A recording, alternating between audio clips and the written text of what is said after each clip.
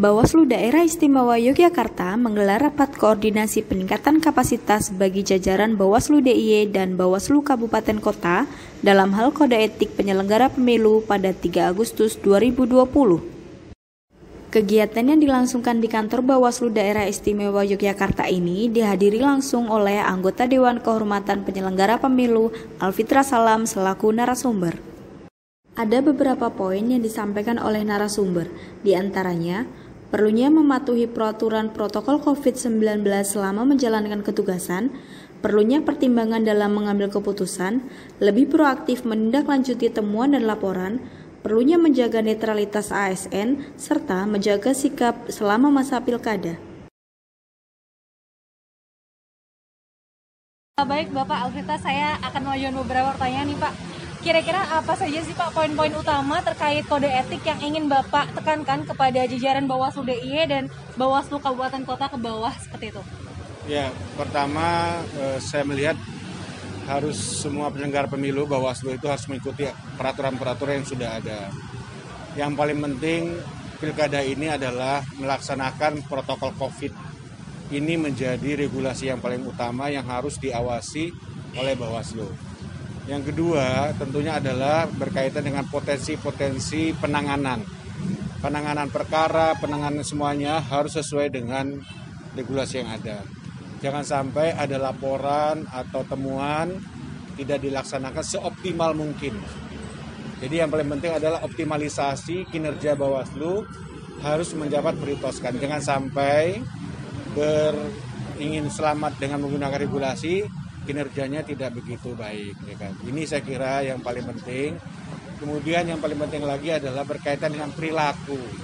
Karena etik ini adalah perilaku pribadi, ucapan pribadi. Yang tanggung jawab adalah pribadi, bukan institusi. Oleh karena itu setiap penyelenggara pemilu, institusi pribadinya harus betul-betul melaksanakan regulasi, ya kan? Mentaati. Kemudian yang ketiga mengawasi apa yang dilakukan oleh KPU jajaran semuanya. Oleh karena itu saya minta optimalisasi pengawasan ini paling penting dilaksanakan oleh Bawaslu.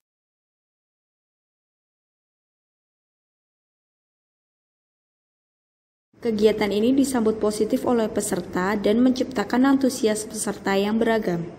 Peserta berpendapat jika kegiatan ini sangat bermanfaat karena memberikan pengetahuan serta wawasan kepada jajaran Bawaslu Kabupaten dan Kota. Bu Rini, saya akan mengajukan beberapa pertanyaan nih Bu. Setelah tadi mengikuti peningkatan kapasitas untuk kode etik ya Bu ya, bagaimana kesan setelah mengikuti peningkatan kapasitas kode etik penyelenggara hari ini? Oke. Sebelumnya saya mengapresiasi Bawaslu DIY bisa menghadirkan khusus anggota di KPP RI untuk ketemu dengan kami Bawaslu Kabupaten yang kemudian dari apa yang disampaikan oleh Pak Fitra di KPP RI ini memberikan pengetahuan kemudian khasanah yang luar biasa untuk kami, jadi membuka sudut pandang kami. Jadi DKPP atau kode etik ini nggak melulu soal perilaku dan sebagainya, tapi juga hal-hal detail yang kemudian di dalam kinerja harus kami persiapkan betul sesuai dengan regulasi dan sebagainya. Dari kegiatan ini, mereka mengatakan telah mendapatkan wawasan mengenai hal-hal yang berkaitan dengan kode etik. Mengikuti acara ini, bagaimana kira-kira apa nih yang Bapak dapatkan setelah mengikuti acara peningkatan kapasitas kode etik penyelenggara pemilu hari ini?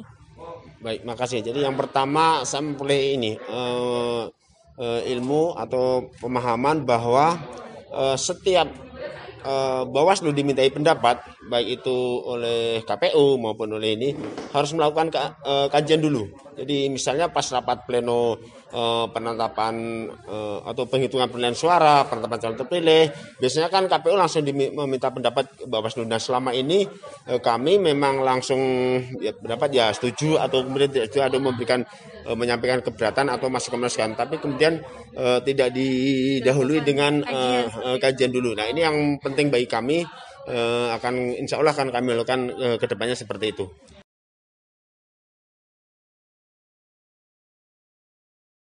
Liputan Bawaslu DIY, Tim Humas Bawaslu DIY melaporkan.